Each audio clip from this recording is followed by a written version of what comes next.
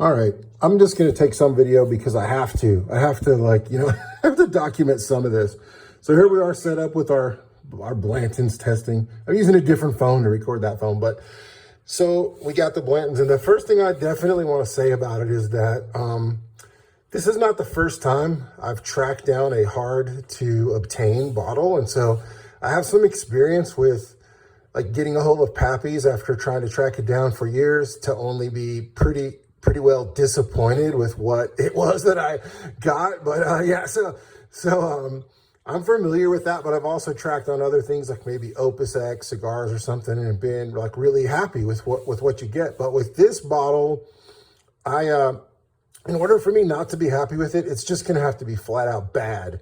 Like as long as it's even okay, I'm gonna just totally be happy with it because I don't have any over expectations. But anyways, so I got set up here.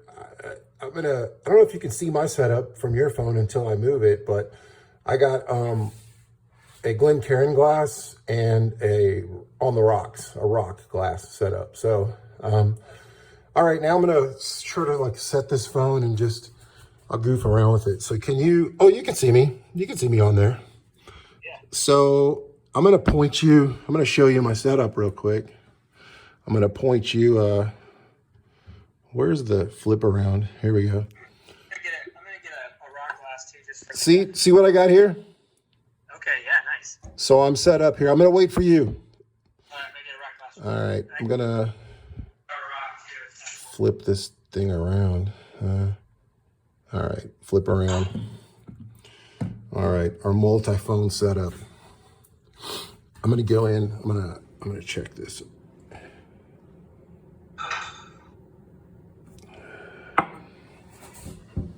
I just gave it a smell. Here's my rock. Yeah, dude, I got the rocks glass. No, the rock heavy tumbler. That's what that guy is. Pretty spectacular glass, to be honest with you. Here's mine too. Yep, there you go, man. So you'll see my video later. I'll post this video. All right, all I did so far was I gave it a smell. What do you think? It smells great, man. It actually, just straight out of the chute, it smells fantastic. Yeah, let me do what you're doing there. On mine, I get the only way I can describe it is like a cherry finish. You get like the like toffee kind of caramelly stuff, but I get the yep. I get like a sweetness, like a maraschino cherry or something on the end of it. I get that, but man, I don't know what it is. I'm smelling some heat. I smell some heat. Yeah. on the front end. Are you going to give that a sample? Did you taste it there? I haven't tasted it yet. I'm going to taste neat right now.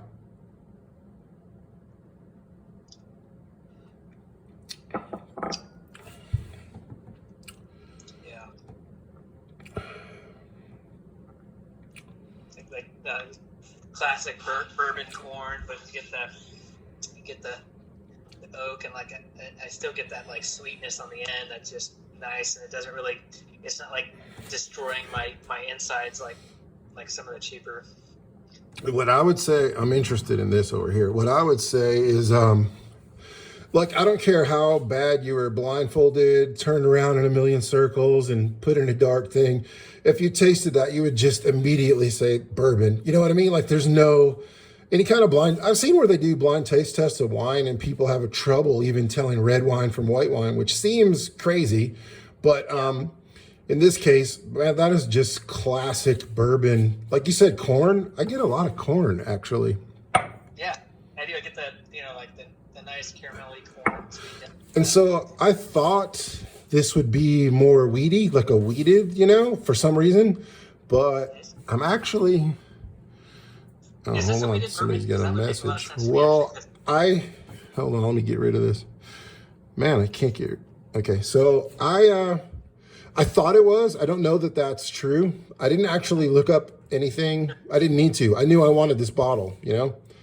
Yeah, it's not like a heavy rye burn. You know what I mean? Like I feel like when I get ones with a high rye. Yeah. There's like a spice that just like nails you for a little while, and then you have to get used to it, and then you're okay. Yeah. No. There's this way of tasting. I don't know if you've tried it, but these guys on YouTube, they say hold it in your mouth for 30 seconds. Like just take a normal sip, hold it around your tongue for 30 seconds, and then swallow it in 3 swallows. And then after that, you get you'll notice a lot more flavors. All right, let's do it now. Let's do that right now. Okay.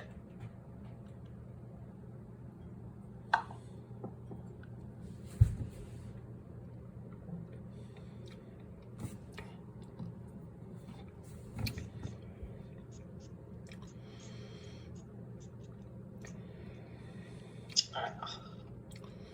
I think that's good enough.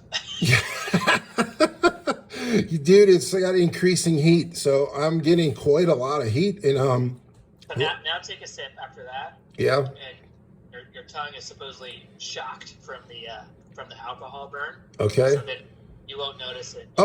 So that was intentional. I get you now, because I'm like, wow, that was pretty hot. Let's see. Oh yeah, I mean, it tastes amazingly sweeter to me. You're right. So I haven't done that before, but I didn't know the premise behind it. But it's pretty hot. It was like, well, okay, that's one way to go. Yeah. But so what I want to do is check out this rocks. I've had a little bit of time for this to dilute a little. Let me see.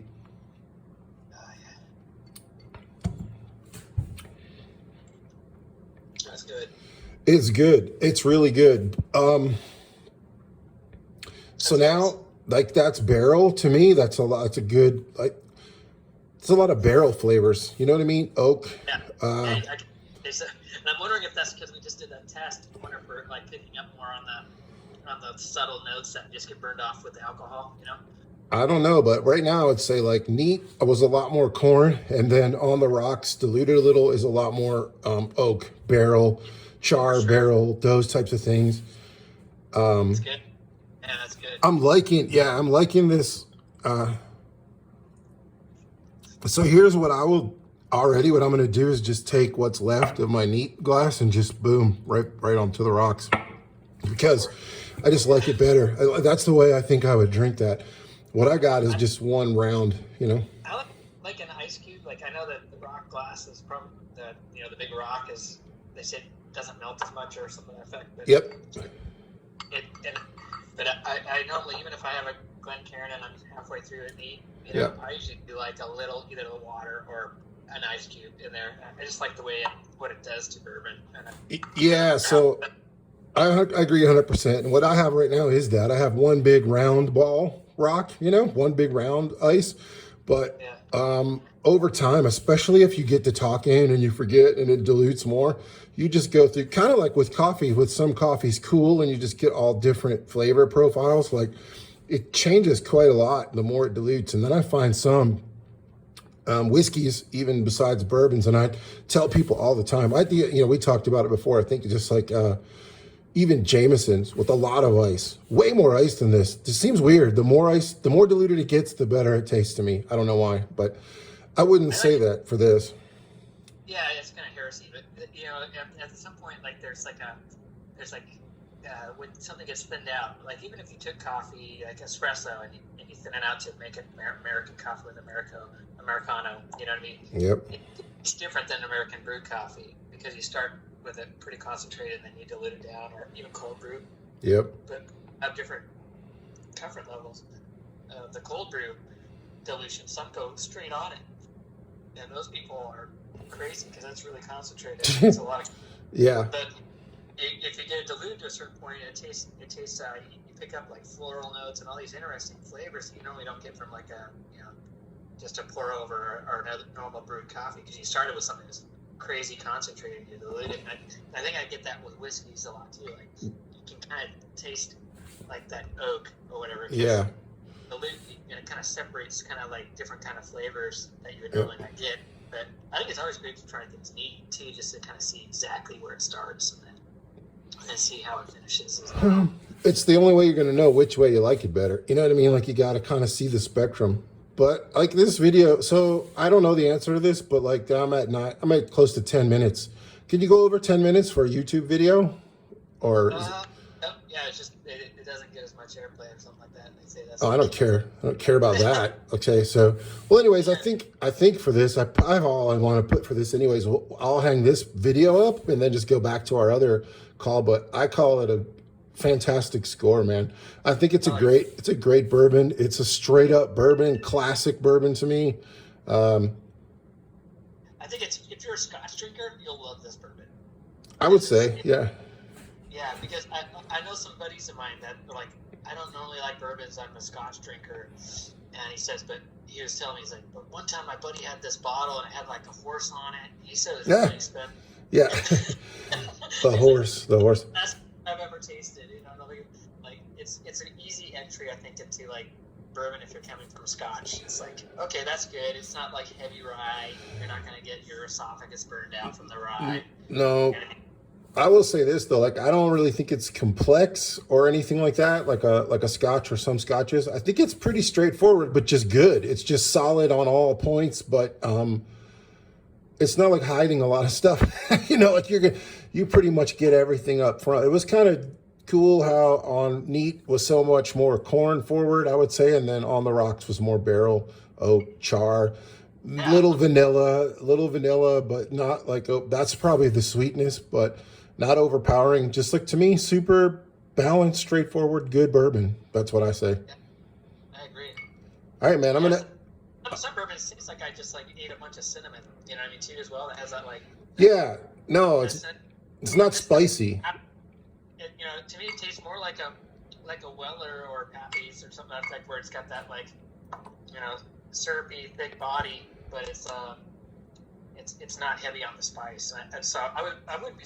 I need to know the mash bill on this. I'm wondering if it does have a lot more wheat than rye. I'm curious on the wheat. Like, for some reason in the back of my mind, that's what I think. But I don't taste. It doesn't taste like a Weller's, like a regular, not the bottle you have, but just like regular Weller's. You know, it's way tamer. Yeah. The Weller's is not this. This isn't quite as tame, which I always thought the wheat was what was doing that. But in any event, it's good. I'm gonna cancel this video, man, and I'll talk to you on the other side. Hold on one second. Blantons, boom.